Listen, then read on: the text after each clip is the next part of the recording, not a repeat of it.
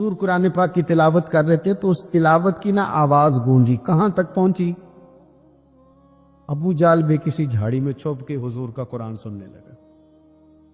سریلی اتنی تھی، اس میں لطف اتنا تھا۔ ابو سفیان بھی آ گئے، کسی جھاڑی میں چھپ کے قرآن سننے لگے۔ اخنس بن شریک بھی آ گیا، تھوڑا نہیں سنا، ساری رات ہی حضور کی تلاوت سنتے ہیں، ساری رات تلاوت سن۔ صبح ملاقات ہوگی، تو کدھر آیا تھا، تو کدھر آیا تھا، تو آج کے بعد نہ آئے کوئی بھی، لیکن کہتے ہیں اگلے دن سوئے تو بے چین کیا حضور کی آواز میں۔ پھر اٹھے تینوں، آ کے پھر مختلف جگہوں پہ بیٹھ گئے، سویرے پھر ملاقات ہو گئی۔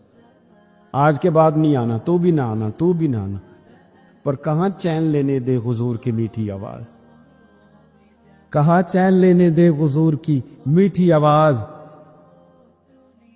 تینوں پھر اٹھ گئے، کئی دن آتے رہے۔ ایک دن طے ہوا کہ آج کے بعد بالکل نہیں آنا، جو آئے گا سزا ملے گی، ہو گئی بات طے۔ کچھ چیزوں سے دل سخت ہوتا ہے، جو لوگ دنیا داری کی اور فضول باتیں زیادہ کرتے ہیں ان کا دل سخت ہو جاتا ہے، جو ہنستے زیادہ ہیں ان کا بڑا سخت ہو جاتا ہے، اور صوفیاء کہتے ہیں جو کسی پہ ہنستے ہیں نا ان کا تو مردہ ہی ہو جاتا ہے، تو معاملہ ہی ختم ہو گیا۔ اور جو لوگ رزق حرام کی طرف بڑھتے ہیں ان کا دل بھی مردہ ہو جاتا ہے۔ اور اقبال کہتے ہیں جو مشینی زندگی گزارنے لگتے ہیں نا، روحانی زندگی سے نکل جاتے ہیں۔ ہم آج کل مشینی زندگی پہ آ گئے، ہمارے پاس انٹرنیٹ ہے، موبائل ہے، آواز کے فاصلے اتنے کم ہوئے ہیں کہ دلوں کے فاصلے بڑھ گئے۔ اقبال کہنے لگے دل کے لیے موت ہے، دل کے لیے موت ہے، دل کے لیے موت ہے یہ مشینوں کی حکومت۔ احساس مروت کو کچل دیتے ہیں یہ آلات، آلات پہ زندہ ہیں ہم۔ دل کے لیے موت، اور کسی کے گھر جانا، دروازے پہ دستک دینا، اور کبھی خط لکھنا تو سوچ سوچ کے، کبھی کاٹنا تو پھر لکھنا۔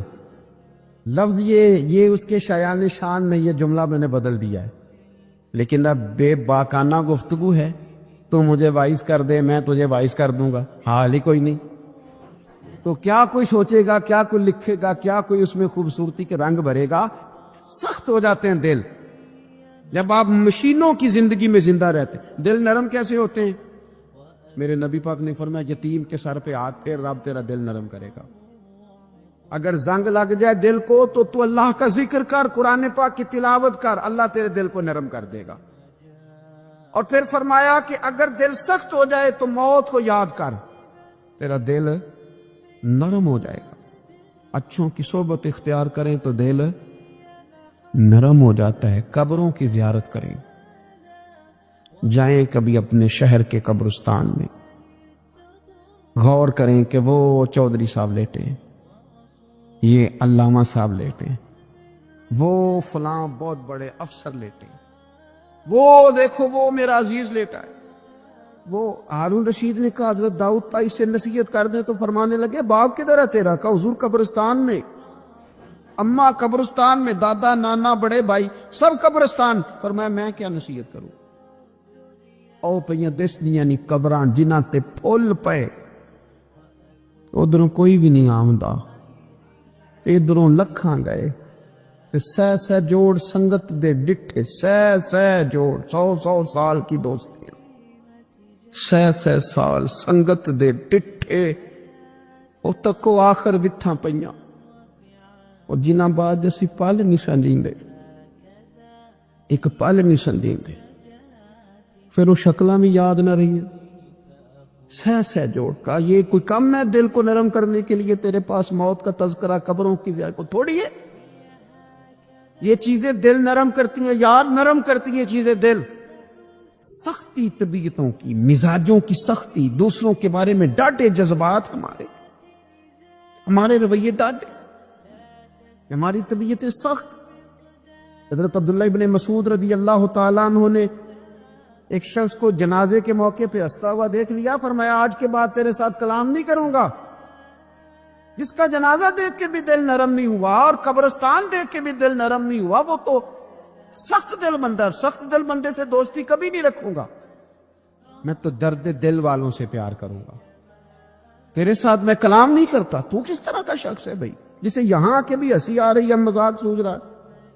تو دل کی نرمی، میرے نبی پاک صلی اللہ علیہ وسلم نے نا دل پر، ہم نے نا کپڑوں پر بڑی محنت کی، ہم نے چہروں پر بڑی محنت کی، ہم نے اپنے ظاہر کو سنوارنے پر ہم نے اپنے حق میں بڑے بڑے لفظ یاد کیے، بڑی کہانیاں یاد کی، پر دل کے لیے محنت، اس پر محنت ہی نہیں کی۔ اعلیٰ حضرت فاضل بریلوی کتنے بڑے عالم ہیں، 1000 کتاب کے مصنف، اور ان کے فتاوی موجود ہیں کہ جس بندے کا تلفظ ٹھیک نہ ہو، یعنی جو ضروری قواعد ہیں وہ قرآن پاک کے جس کو نہ آتے ہوں، اس کے پیچھے نماز نہیں۔ جو ہا اور ہا میں فرق نہیں کر سکتا، حمزہ اور عین میں فرق نہیں کر سکتا، وہ الفاظ کا معنی بگاڑ دے گا۔ لیکن اعلیٰ حضرت چونکہ صوفی ہیں، درویش ہیں، علم کے ساتھ تو ایک اور رنگ بھی بیان کرتے ہیں۔ وہ کہتے ہیں یہ نہ ہو کہ صرف تو حروف کے ہیر پھیر میں لگا رہے، سغرے کبرے ٹھیک کرتا رہے، دارابا یادرب کے چکر میں پڑا رہے، اور دل پر تو توجہ ہی نہ دے۔ فاضل بریلوی رحمۃ اللہ علیہ فرمانے لگے کہ 2 علماء نے قرآن ایک درویش کے پیچھے نماز پڑھی، تو مستحب جو قواعد تھے نا جن کے بغیر نماز، وہ ٹھیک نہیں تھے ذرا ان کے، تو وہ کہنے لگے دیکھا جی اتنے بڑے پیر صاحب ہیں اور ان کی تو قرات ہی ٹھیک نہیں، تلفظ ہی ٹھیک نہیں۔ حالانکہ لفظ تاثیر سے بنتے ہیں، تلفظ سے نہیں۔ لفظ تاثیر سے بنتے ہیں، تلفظ سے نہیں۔ اہل دل آج بھی ہیں اہل زبان سے آگے۔ انہوں نے کہا جی بابا جی کا تو تلفظ ہی ٹھیک نہیں۔ اعلیٰ حضرت نے لکھا ہے ملفوظات شریف میں، فرماتے ہیں پھر وہ نہ نہانے کے لیے چلے گئے نماز پڑھ کے فارغ ہو کے، تو وہ پانی میں اتر گئے تو شیر ان کے کپڑے اٹھا کے لے گیا۔ اب کتنی کو دیر پانی میں رہتے، نکلے بھی تو کیسے نکلے، شرم آتی ہے۔ مختصر لباس پہن کے وہ غسل کرنے کے لیے گئے تھے، اب پانی میں سردی، کتنی کو دیر بندہ پانی میں رہے۔ لوگوں نے آ کے کہا حضور وہ آپ کے مہمان تو الجھ گئے، بڑے بری طرح پھنس گئے، مہربانی فرمائے ان کو تو بچائیں، وہ تو سخت الجھن میں۔ کیا ہوا؟ کہنے لگے وہ شیر کپڑے لے گیا، اور وہ پانی میں کچھ تو ہونا چاہیے۔ تو وہ بزرگ گئے، جا کے نہ دور کھڑے ہو کے شیر کو آواز دی، شیر کو۔ حضور کے صحابی تھے نا حضرت سفینہ، قافلے سے رستہ بھول گئے، ایک سائیڈ پہ ہو گئے تو سامنے شیر آ گیا۔ میں نے کہا ہے لیکن جب آ جائے تو، جب شیر سامنے آ جائے، جب سامنے آ جائے پھر پتہ چلتا ہے کہ یہ تو واقعی آ گیا ہے، پھر انداز اور ہوتا ہے۔ حضرت سفینہ کے سامنے شیر ہی آ گیا، مشکات میں شیر آیا۔ اب کوئی بھاگتا ہے، کوئی چڑھتا ہے درخت پہ، کوئی لکڑی اٹھاتا ہے، کوئی اسلحہ پکڑتا ہے۔ حضرت سفینہ فوراً بولے، کہنے لگے شیر، ذرا خیال کرنا میں رسول اللہ کا غلام ہوں۔ پھر آکھیا شیر سفینہ تائی جا رہا یا راہ جان دے، اور جڑے غلام رسول اللہ دے اسی غلام ہونا دے۔ شیر دم لاتا رستہ چھوڑ گیا، اور بابا جی بھی گئے۔ فاضل بریلوی کہتے ہیں شیر کو آواز دی، شیر دوڑا آیا، آگے کہنے لگے وہ ہمارے مہمانوں کے کپڑے لے گیا، تجھے شرم نہیں آتی؟ تو شیر کپڑے اٹھا کے واپس لایا۔ ان علماء کو، حضرات علماء کو کپڑے پیش کیے۔ جب ان کو پیش کیے تو پیش کرتے ہی وہ بزرگ پھر فرمانے لگے، کہنے لگے مولانا تم نے لفظ سیدھے کیے ہیں، میں نے دل سیدھا کیا ہوا ہے۔ تم نے محنت کر کے نا لفظ ٹھیک کیے ہیں، لیکن میں نے دل ٹھیک کیا ہے۔ دل پاک ہوئے تے پاک ہی ملتا ہے، تے بنا پاکوں پاک نہیں ملتا۔ سارے جسم دے توون نالوں ایک ٹکڑا تولا دل دا۔ حضرت سلطان باؤ رحمت اللہ علیہ فرمانے لگے، دل کالے نالوں منہ کالا چنگا، دل کالے نالوں منہ کالا چنگا، جے کوئی رمز پچھانے۔ اگر کسی کو بات کی سمجھ آئے دل نہیں سیاہ ہونا چاہیے، منہ ہو بھی جائے تو کام چل جاتا ہے۔ تو اپنی دل کی صفائی پر دیکھے میرے نبی پاک علیہ وسلم نے ارشاد فرمایا کہ رب نہ تمہارے مال دیکھتا ہے نہ چہرے دیکھتا ہے، رب تو تمہارا دل دیکھتا ہے۔ اور امام غزالی حدیث لائے ہیں، حضرت عمر فاروق رضی اللہ تعالیٰ عنہ فرماتے ہیں کسی نے حضور صلی اللہ علیہ وسلم سے پوچھا کہ رب آسمانوں میں کہ زمینوں میں؟ جلوے تیری ذات کے کو بکو ہیں، جدھر دیکھتا ہوں ادھر تو ہی تو ہے۔ اللہ زمینوں میں کہ آسمانوں میں؟ تو حضور فرمانے لگے رب تو بندہ مومن کے دل میں رہتا ہے، اللہ تو مومن کے دل میں ہے۔ مومن کے دل کتنا بڑا ہے وہ دل جس میں رب ہے، رب کی یاد ہے، رب کی محبت ہے۔ اس لیے حضرت عمر فرمایا کرتے تھے میں نے دل کی آنکھوں سے اپنے مالک کی زیارت کی ہے۔ اور اقبال نے شاید اسی لیے مشورہ دیا تھا کہ دل بینا بھی کر خدا سے طلب، آنکھ کا نور دل کا نور نہیں، اللہ سے آنکھوں والا دل مانگ، اندھا نہ ہو جائے کہیں تیرا دل۔ دل بینا بھی کر خدا سے طلب، آنکھ کا نور دل کا نور نہیں۔ عزیز بھائی اللہ کے جلوے، لیکن ایک بات ذہن میں رکھنا، کسی گلاس میں تھوڑی سی غلاظت ہو نا، دودھ تو دور رہا، شہد تو دور رہا، اس میں کوئی پانی بھی نہیں پیتا، تھوڑی سی غلاظت ہو، اور آپ کی آنکھوں کے سامنے وہ غلاظت دھل بھی گئی، صاف بھی ہو گئی، شرعی تقاضے پورے ہو گئے، پھر بھی کچھ لوگ کہتے ہیں میری طبیعت نہیں مانتی، میرا دل نہیں مانتا۔ صحیح کہہ رہا ہوں میں؟ او بھائی اتنی سی غلاظت گلاس میں تھی اور سادہ پانی نلکے کا، تو اس میں پینا پسند نہیں کرتا، اور اگر دل غلاظت سے بھرا ہو تو رب کی محبت وہاں آئے گی؟ خدا اپنا قرب وہاں رکھے گا؟ کسی سے جلنا، کسی سے حسد کرنا، کسی کے بارے میں عداوت رکھنا، کچی بولیاں بولنا۔ اور اب تو اتنا عجیب حال ہو گیا، جماعتوں کے بارے میں برا خیال کرتی ہیں۔ خانقاہ اور آستانوں کا یہ حال ہے کہ سبق پڑھایا جاتا ہے دوسرے کے خلاف، بس ہم ٹھیک ہیں۔ یہ تصوف ہے کہ نیرا تو ٹھیک ہے؟ طریقت تو یہ تھی کہ میں ٹھیک نہیں، باقی سارا زمانہ ٹھیک ہے۔ تو کس چکر میں پڑا ہوا ہے؟ اعلیٰ حضرت فاضل بریلوی رحمۃ اللہ تعالیٰ علیہ کے ایک درویش تھے، تو فاضل بریلوی رحمۃ اللہ سے کہنے لگے میں نے مرید ہونا ہے۔ فرمانے لگے پتر جلدی نہ ہو، جا سارا زمانہ دیکھ، اگر کوئی میری طرح کا مل گیا، مجھ سے بہتر مل گیا تو پھر میرے ساتھ وعدہ کر وہیں رہ جانا، ہاں اگر تیرے خیال میں نہ ملا تو پھر آنا، جا گھوم زمانہ دیکھ۔ یہ کیا بات ہوئی؟ کیا آپ نفی کرنے لگے سارے زمانے کی اور کہیں صرف میں ہی ٹھیک ہوں، فقط میں ہی ٹھیک ہوں؟ یہ طریقت ہے؟ اور تصوف والے تو لوگ یہ کہا کرتے تھے میں تے بندہ ٹھگ جلو کو، میں تے بندہ چور، اور جس دا خلقت کلمہ پڑھ دی او محمد ہور۔ وہ لوگ تو نفی کرتے تھے، وہ لوگ تو نفی کرتے تھے اپنی، کہتے تھے میں کوئی شے نہیں، میں تے بندہ ٹھگ جلو کو، او میں تے بندہ چور۔ میاں محمد بخش صاحب رحمۃ اللہ علیہ، ایک عالم نگار نے لکھا تھا کہ وہ کچھ لوگ نا سکھ ہندو یہاں رہتے تھے، تو ان کا نام محمد تھا چونکہ، تو بات کو شبہ پڑ گیا کہ شاید جن کا لوگ کلمہ پڑھتے ہیں نا مسلمان، معاذ اللہ یہ وہ والے ہیں۔ تو میاں صاحب اپنے بارے میں کیا کہ میں تے بندہ ٹھگ جلو کو، میں تے بندہ چور، جس دا خلقت کلمہ پڑھ دی او محمد ہور،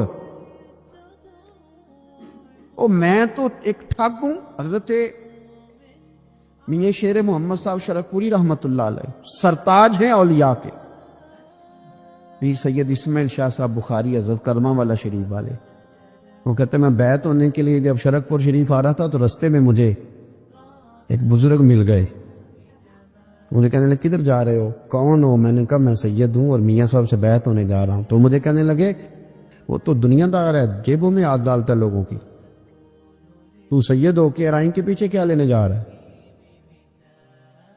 جیڑا بلے نو سید آکھے دوزخ مل نہ سزائیں، جیڑا بلے نو رائیں آکھے او جنت پینگا پائیں، کیونکہ رانجا رانجا کر دی نی میں ہوں آپ ہی رانجا ہوئی۔ بن جائی آخر ساریاں مینوں پیر نہ آکھے کوئی، وہ تو کدھر جا رہا ہے؟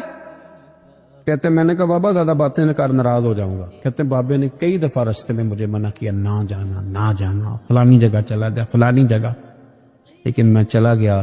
میری طلب صادق تھی کہ میں باہر جا کے بیٹھا تو اندر سے بلاوا آیا کہ میاں صاحب نے بولا۔ اندر گیا تو یہ تو وہی بابا جی ہیں جو مجھے روک رہے تھے۔ تو میاں جی خود ہیں، حضرت میاں صاحب کہنے لگے بیلیا تینوں بڑا موڑیا پر تو مڑیا ہی نہیں۔ وہ تو روکتے تھے، اپنی نفی کرتے تھے۔ دل صاف دوسرے کے بارے میں، نظریہ صاف، کسی کے بارے میں خیر کا جملہ، کسی کی وکالت کرنا، کسی کا عیب چھپانا، کسی کے بارے میں اچھے لفظ بولنا، یہ مومن کی شان ہے۔ مومن کا دل ایسے سونا، میرے نبی پاک صلی اللہ تعالی علیہ وسلم نے فرمایا یہ میرا زید بن حارثہ ہے، اس کا دل اللہ نے نور ایمان سے بھر دیا ہے، ایمان سے دل بھر دیا رب تعالیٰ نے۔ ایک دن صبح صبح حضور نے پوچھا، اور داتا صاحب نے اس کو لکھا ہے، نبی پاک نے پوچھا آج تم نے صبح کس طرح کی؟ عرض کی یا رسول اللہ اس حال میں کہ میں پکا مومن ہوں۔ حضور نے فرمایا تو پکا مومن ہے، کس طرح؟ کہنے لگے یا رسول اللہ میں اس طرح کا مومن ہوں کہ سونا اور مٹی میرے لیے برابر ہے، پیسے آ جائیں تب بھی کوئی ٹینشن نہیں، نہ آئے۔ حضرت زید بن حارثہ رضی اللہ تعالیٰ عنہ عرض کرنے لگے سونا اور مٹی برابر ہے، کوئی پرواہ نہیں۔ تو حضور نے فرمایا تیرے ایمان کی دلیل؟ عرض کرنے لگے یا رسول اللہ میرے ایمان کی شان اور دلیل یہ ہے کہ میں یہاں زمین پہ بیٹھ کے نظر اٹھاؤں تو میری نظر اللہ کے عرش تک جاتی ہے، میں بتا سکتا ہوں کہ جنتی جنت میں جا رہے ہیں اور راضی ہیں، جہنمی جہنم میں جا رہے ہیں اور چیخ رہے ہیں، میں بتا سکتا ہوں۔ حضور نے فرمایا پھر اس کی حفاظت کر، پھر اس جذبے کی حفاظت کر۔ جب دل صاف ہو، نور ایمان سے بھرا ہوا ہو، علم لدنی کب آتا ہے؟ علم لدنی نیک آدمی کو ملتا ہے، جب بندہ متقی پرہیزگار ہو نا،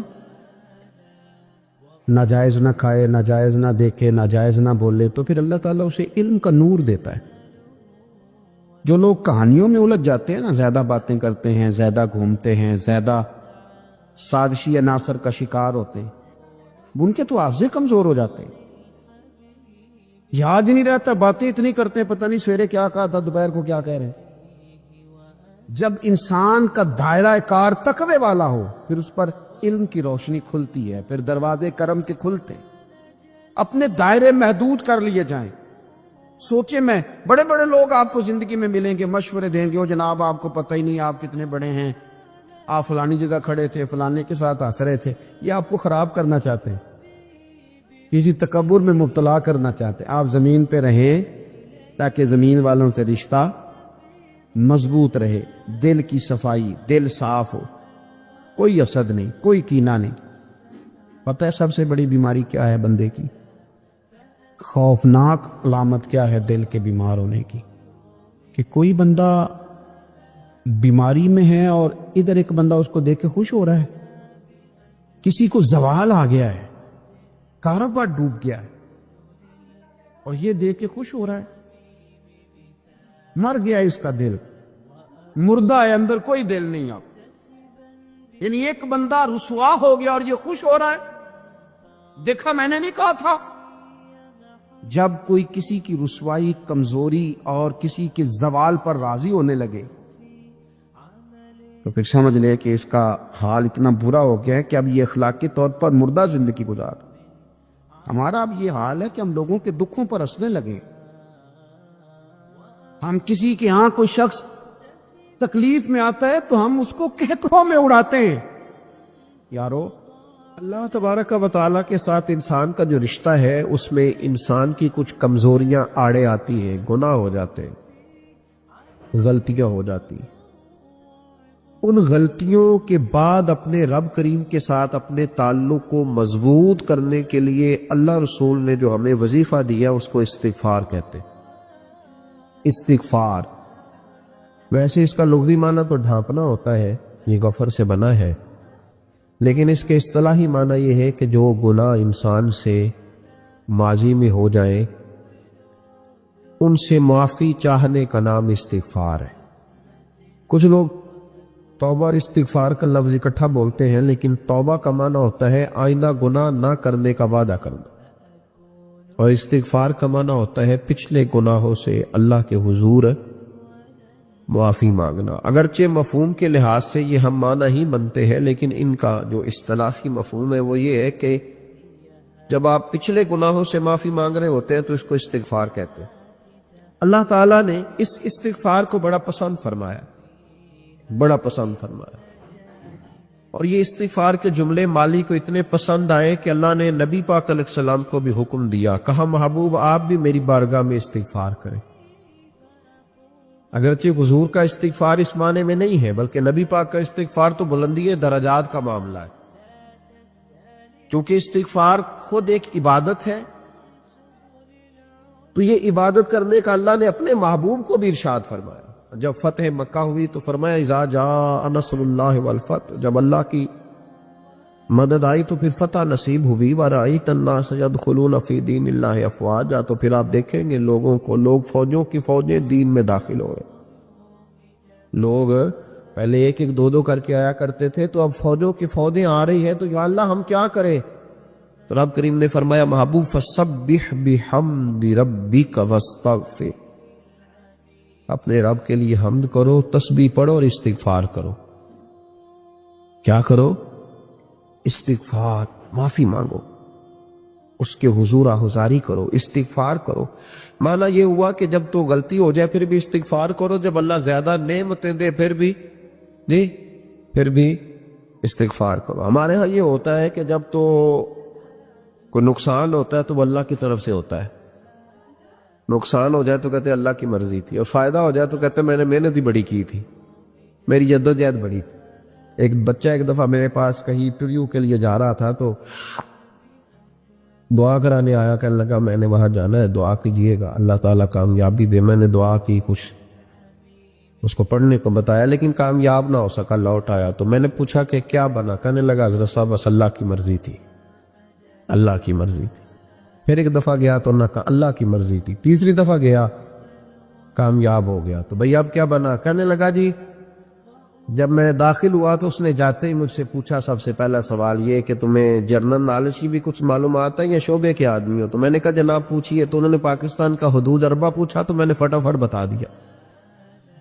پھر انہوں نے مجھ سے پوچھا کہ یہ جو مینار پاکستان ہے اس کی تجویز کس شخص نے دی تھی؟ تو میں نے فٹافٹ اس کا بھی نام بتا دیا۔ پھر شارٹ ہینڈ کے ایک دو سوالات اس نے کیے تو وہ بھی میں نے بتا دیے، تو الحمدللہ کامیاب ہو گیا۔ میں نے کہا بیٹے جب تو ناکام ہوا تھا تو اللہ کی مرضی تھی، اور کامیاب ہوا ہے تو میں لگا دیے، اب اللہ کی مرضی کدھر گئی؟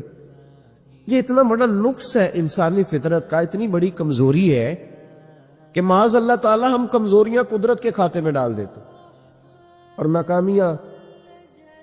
ناکامیاں قدرت کے کھاتے میں، اور کامیابیاں کیا تماشا۔ حالانکہ ہونا یہ چاہیے تھا کہ جہاں انسان کمزور پڑے تو کہے میری غلطی تھی، میری غلطی تھی۔ صوفیاء یہ سبق دیتے ہیں، اللہ کے بندے یہ پیغام دیتے ہیں کہ جب تو کہیں ناکام ہو جائے تو سمجھ جائے تیری، اور جب تو کامیاب ہو جائے تو سمجھ رہے اللہ راضی ہو گیا تھا، اللہ نے رحمت کر دی، اس نے فضل کیا۔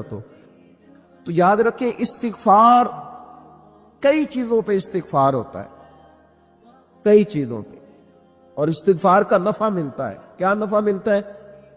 وہ سورہ نوح کی آیت نمبر 10، 11 اور 12 میں اللہ نے بیان فرمایا کہ استغفار صرف گناہ سے معافی چاہنے کا نام نہیں، بلکہ استغفار کا تمہیں فائدہ ملے گا۔ کیا؟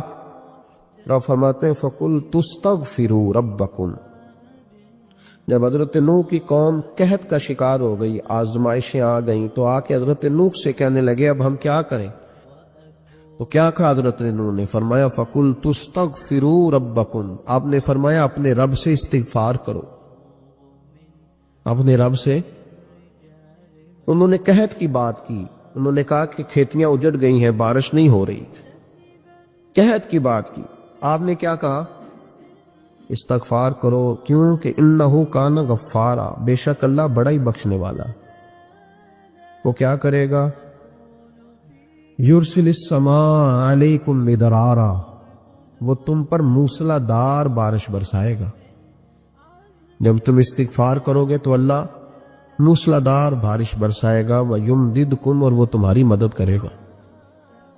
استغفار کرنے والے کی اللہ کیسے مدد کرے گا؟ بِأَمْوَالٍ وَبَنِينَ، تمہیں مال بھی عطا کرے گا اور بیٹے بھی عطا کرے گا.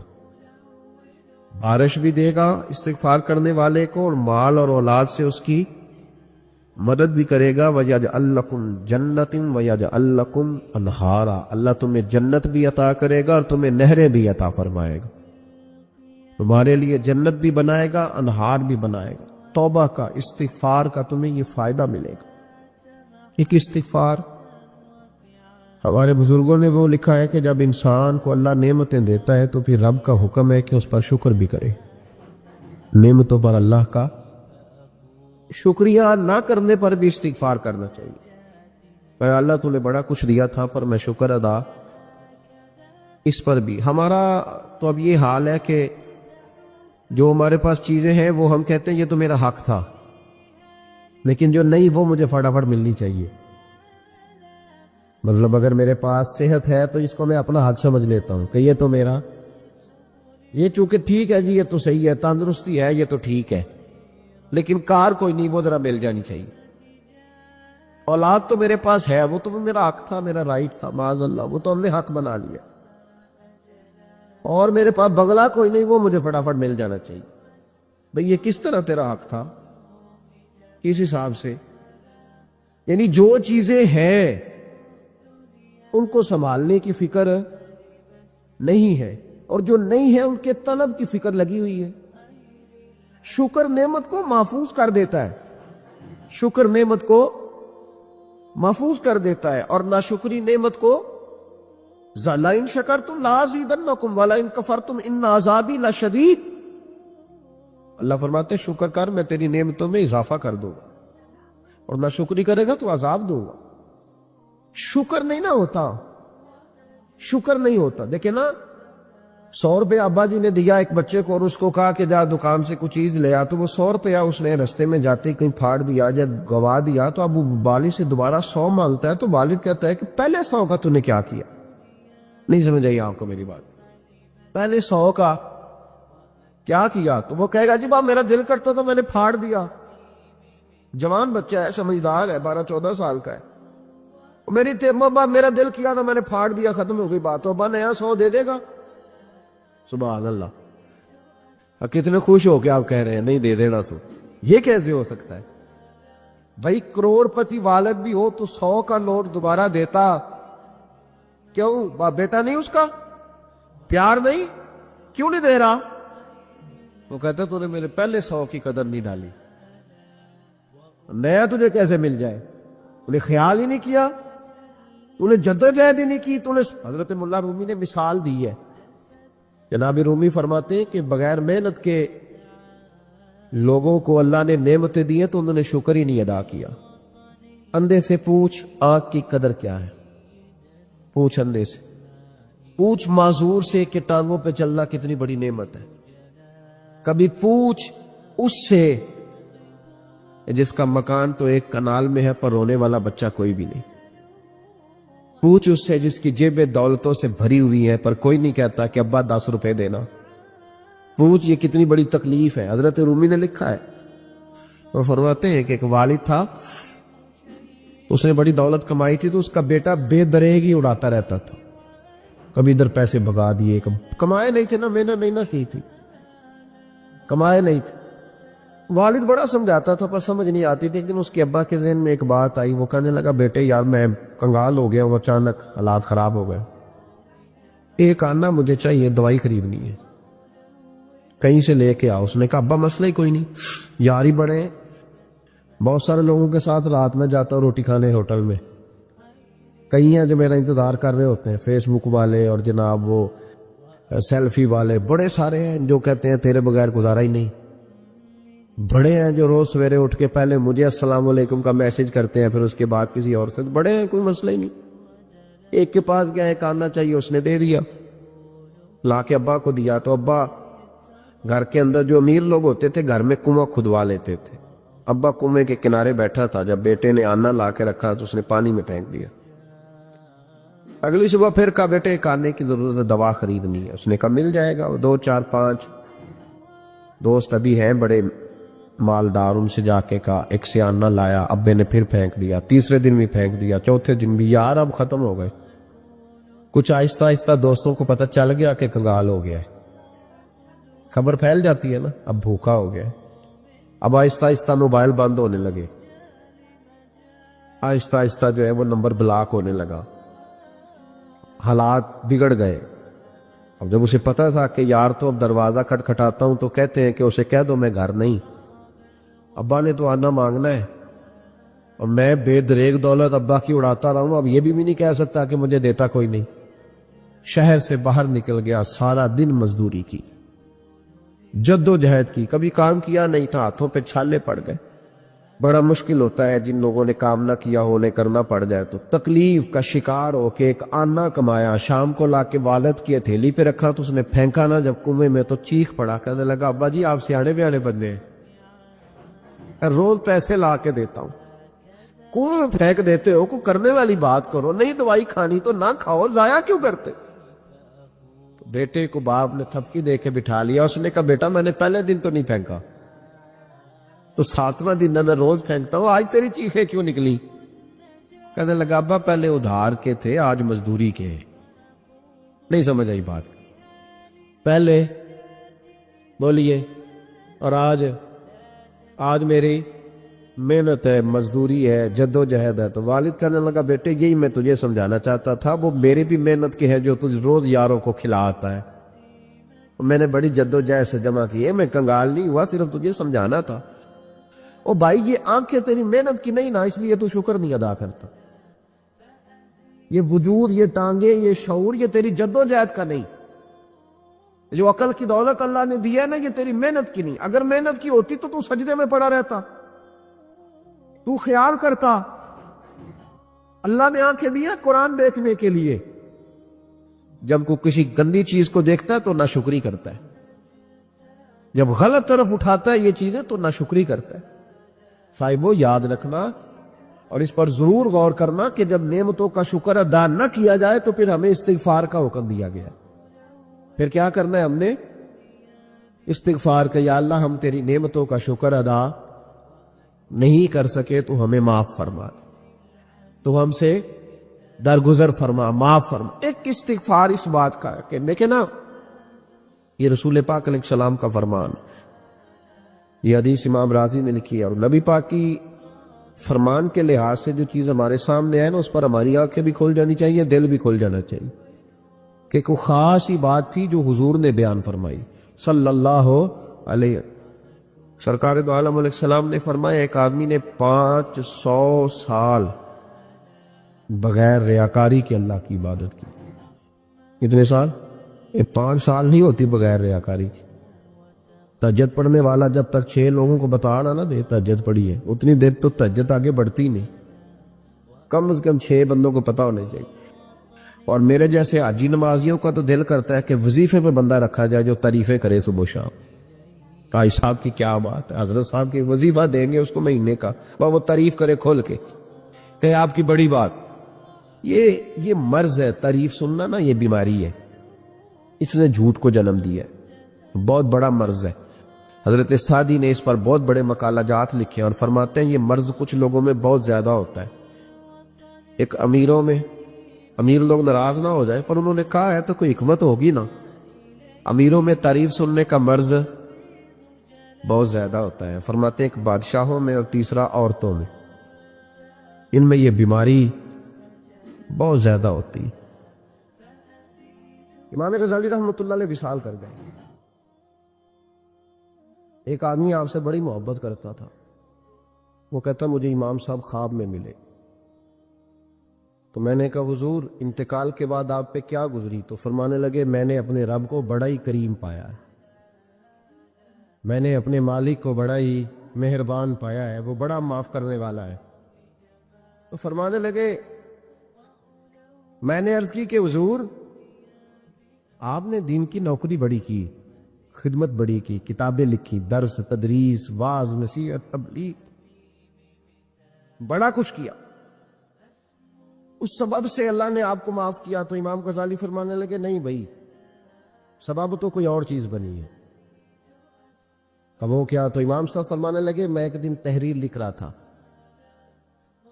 تو اپنا قلم میں نے سیاہی میں ڈبویا، گرمی بڑی شدید تھی، جب اس قلم کو میں لکھنے کے لیے اٹھا رہا تھا نا تو ایک مکھی آ کے بیٹھ گئی اور وہ سیاہی چوسنے لگی۔ میرے دل میں خیال آیا بیچاری پیاسی ہے، چلو اچھے طریقے سے چوس لینا، اس کی گرمی تھوڑی ٹھنڈی ہو جائے تو میں دوبارہ سے سیاہی لگا لوں گا۔ فرماتے میں نے اسے وہ موقع دیا، اس نے اچھے طریقے سے اس سیاہی کو پی لیا، وہ تو اڑ گئی، بات ختم ہو گئی، میں بھول گیا، کبھی یاد ہی نہیں آیا۔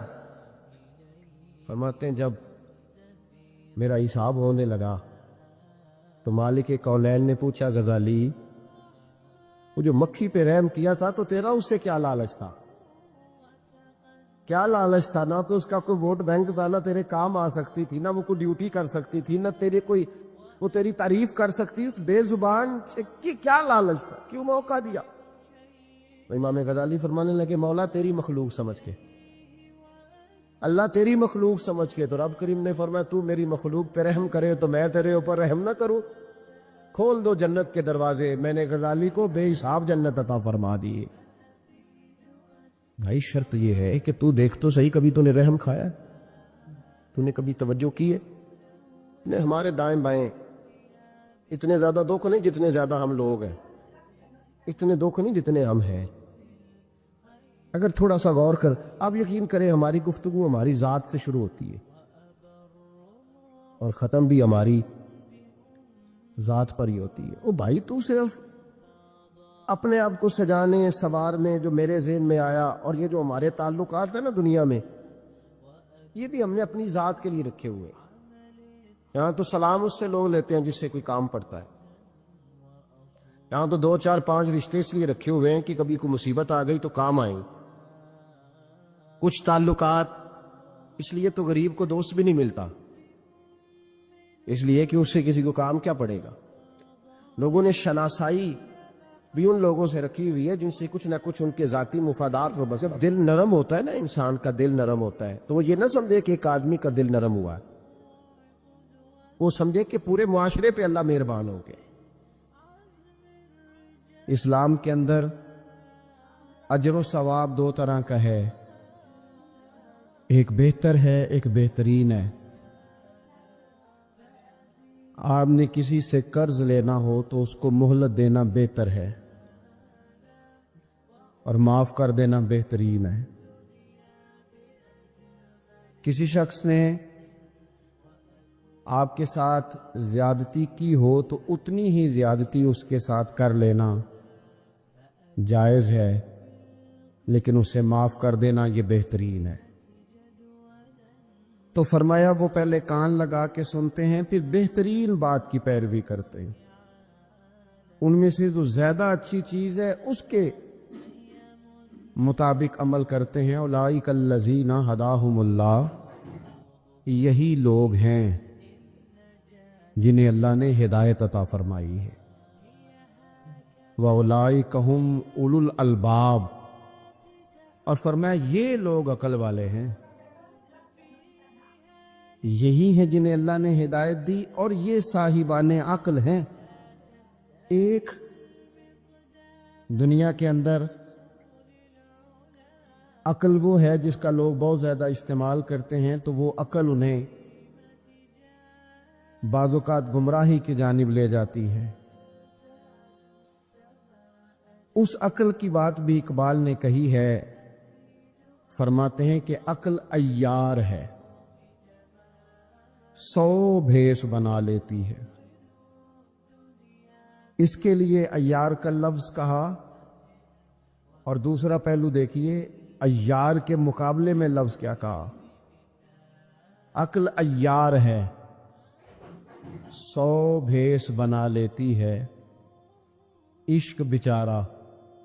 عقل عیار اور عشق بیچارہ، دیکھیں اس کے مقابلے میں جو جملہ دیا ہے، جو لفظ دیا ہے، یعنی لفظ عیار آپ جب بولتے ہیں عیار بڑا چلاک ہے، بڑا یار ہے، بڑا مکار ہے، تو زاویہ کیا بنتا ہے؟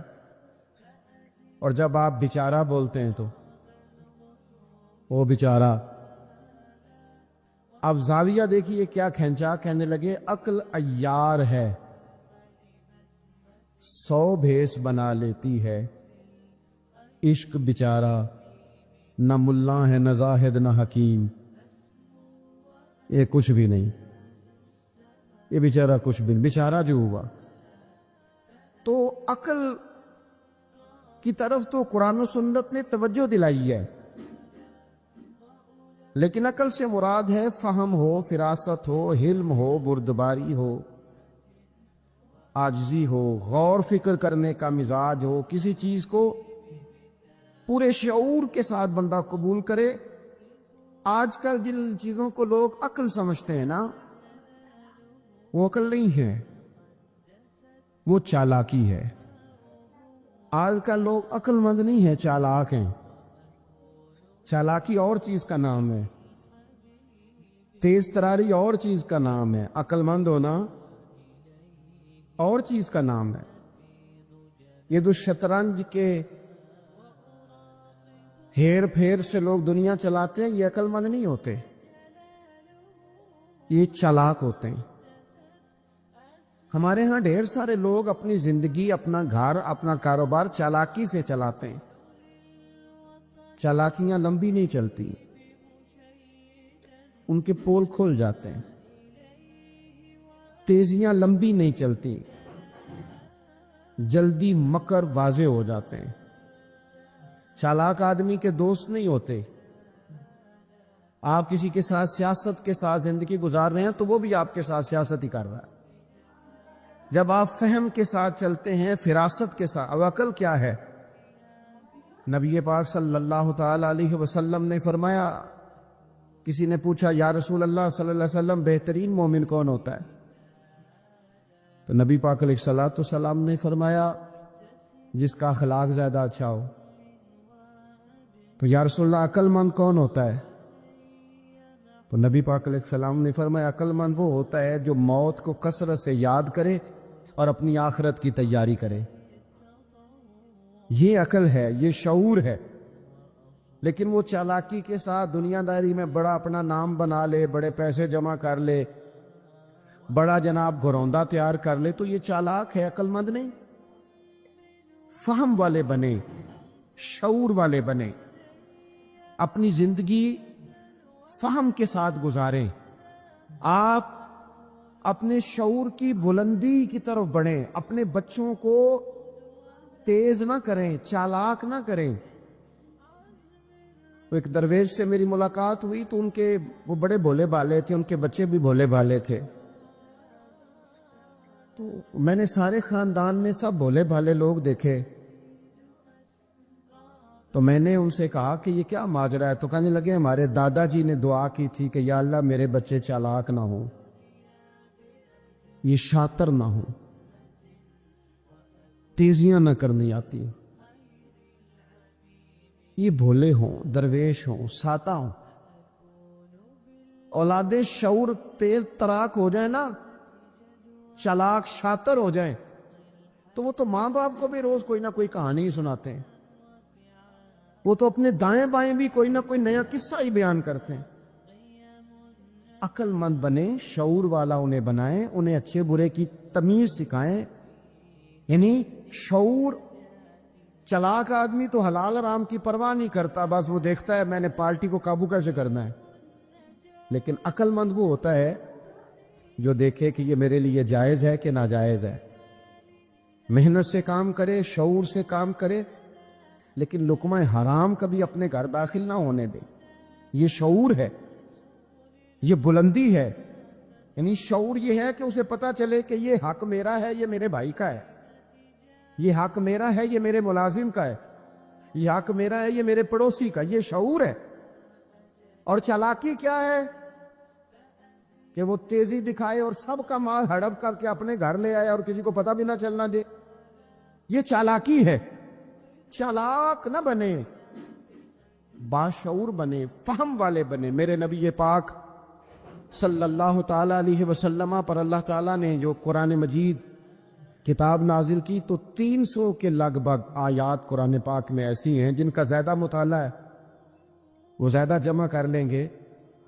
300 کے قریب آیات ایسی ہیں جس میں اللہ تعالیٰ نے عقل اور شعور کی طرف بڑھنے کا حکم دیا ہے۔ فرمایا عقل والو غور کرو، تم دیکھتے نہیں زمین و آسمان میں اختلاف ہے، رات اور دن آتے جاتے ہیں، اس میں غور کرو، اس میں نشانیاں ہیں، پر ان کے لیے جو عقل رکھتے ہیں، جو شعوری بلندی رکھتے ہیں، تیزی نہیں، چالاکی نہیں، شاطر پن نہیں۔ ابو جہل جو تھا نا وہ بیوقوف آدمی نہیں تھا، دور دراز سے لوگ اس کے پاس اپنے مقدمات کا فیصلہ کرانے آتے تھے، چالاک آدمی تھا، اتنی زبردست بات کرتا تھا، اتنی اچھی باتیں سناتا تھا کہ لوگ لوٹ پوٹ ہوتے تھے، گھنٹوں بیٹھ کے لوگ اس کی بات سنتے تھے، لیکن شاطر تھا، عقل مند نہیں تھا۔ اگر عقل مند ہوتا تو اسے نظر آ جاتا کہ وہ دیکھو آفتاب نبوت چمک رہا ہے، وہ غلام ہو جاتا ہے رسول پاک کا۔ لیکن وہ چالاک تھا، چالاکیاں کرتا رہا، تیزیاں دکھاتا رہا، اس نے اس ترتیب سے اسلام کی مخالفت کی۔ آپ دیکھیں نا، جس رات نبی پاک صلی اللہ علیہ وسلم کو شہید کرنے کا ارادہ ان ظالموں نے کیا ہے تو بڑی پلاننگ کی، ہر قبیلے سے ایک ایک بندہ لے کے آؤ، ہر قبیلے سے، اور اس کے ہاتھ میں تلوار تھماؤ۔ جب ہر قبیلے کا بندہ ہوگا تو اگر معاذ اللہ حضور کو شہید کرنے میں کامیاب ہو گئے تو کسی ایک قبیلے پر الزام بھی نہیں آئے گا، اور بنو ہاشم کسی ایک قبیلے کا مقابلہ بھی نہیں کر سکیں گے۔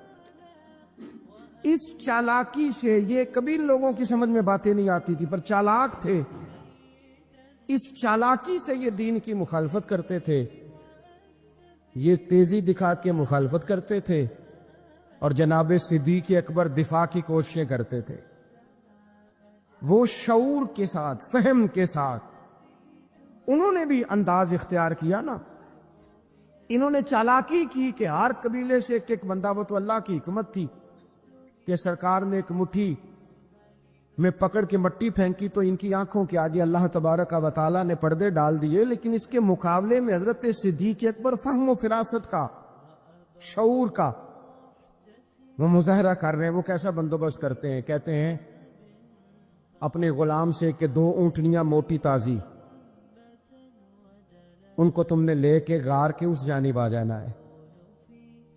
اپنے غلام سے کہتے ہیں کہ تم نے ان اونٹنیوں کو وہاں پہنچانا ہے۔ بیٹے سے کہتے ہیں سارا دن کام کاج کے سلسلے میں ادھر ادھر جانا اور کافروں کی باتیں سن کے پہنچانا کہ نیا منصوبہ کیا بنا رہے ہیں۔ اپنی بیٹی سے کہتے ہیں پتر کھانا پکا کے، کل کا باسی نہیں تازہ پکا کے، اور پھر اس کو تیار کر کے، اور بیٹا دن کے اجالے میں نہیں رات کے اندھیرے میں آنا۔ اب یہاں اقبال بولے، اقبال کہنے لگے جب عشق سکھاتا ہے آداب خود آگاہی، عشق بھی ایک عقل دیتا ہے، جب عشق سکھاتا ہے آداب خود آگاہی تو کھلتے ہیں غلاموں پر اسرار شہنشاہی، پھر وہ غلاموں کو بادشاہ بنا دیتا ہے۔ تو کہا رات کو وہاں کھانا پہنچانا، یہ ان کا شعوری فیصلہ ہے، اور رستے میں حضرت صدیق اکبر بھی شعور کا مظاہرہ کرتے ہوئے حضور کو لے کے جا رہے ہیں۔ انہوں نے بھی پلاننگ کی، منصوبہ بندی کی، پر چالاکی سے۔ حضرت صدیق اکبر بھی اپنا شعور استعمال کر رہے ہیں۔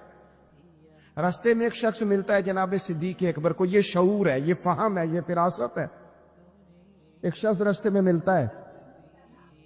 عرب کے اندر ایک رواج تھا کہ کبھی کبھی نا کوئی ہادی ساتھ لے لیا جاتا تھا۔ ہادی اس کو کہتے تھے جو رستہ دکھاتا تھا آگے آگے، وہ کچھ تھوڑا بہت نذرانہ لیتے تھے، رقم لیتے تھے، رستہ دکھاتے تھے۔ چونکہ وہ رستہ بتانا بڑی دور دور تک آبادی نہیں ہوتی تھی تو پوچھیں گے کس سے اگر بھول گئے تو ایک شخص ساتھ رکھ لیا جاتا تھا۔ رستے میں ایک شخص ملا جو مدینہ شریف سے جا رہا تھا مکہ مکرمہ، حضرت صدیق اکبر کو وہ جانتا تھا، نبی پاک علیہ السلام کا بظاہر آشنا نہیں تھا۔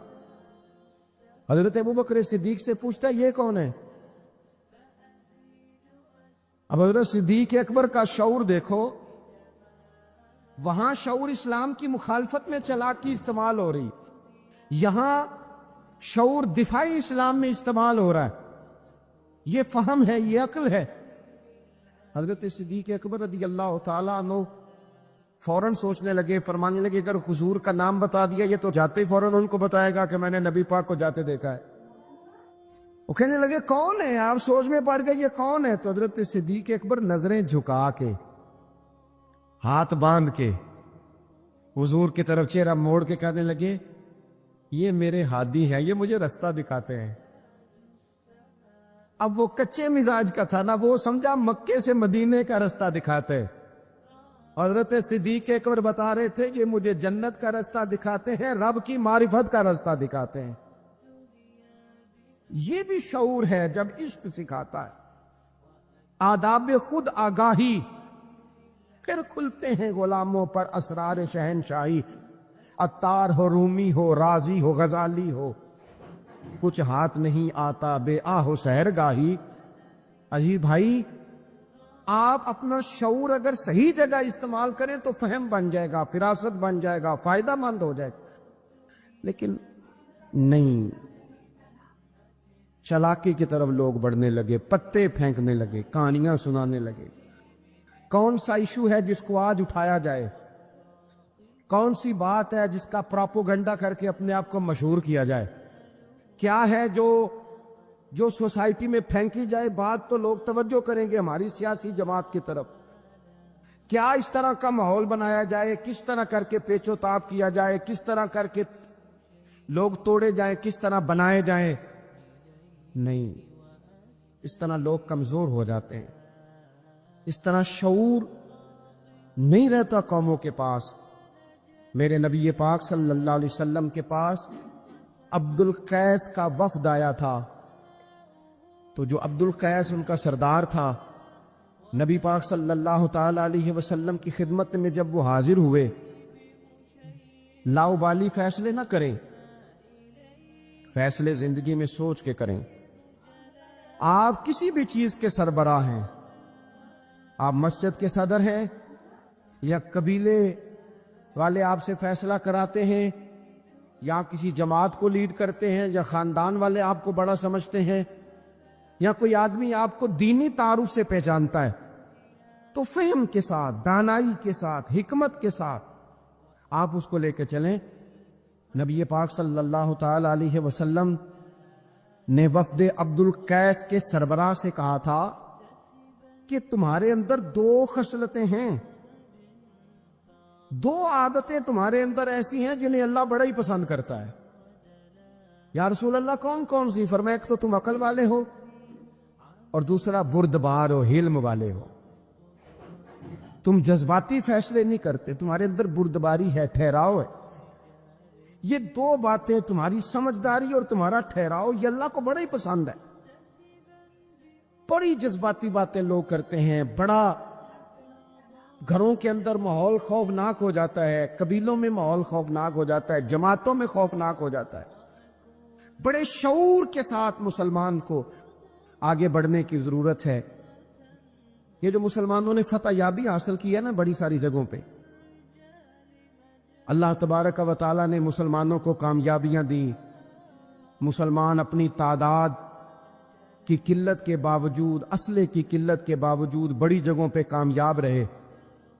اللہ تبارک و تعالیٰ نے انہیں بڑا سارا نوازا، تو اس کے اندر بھی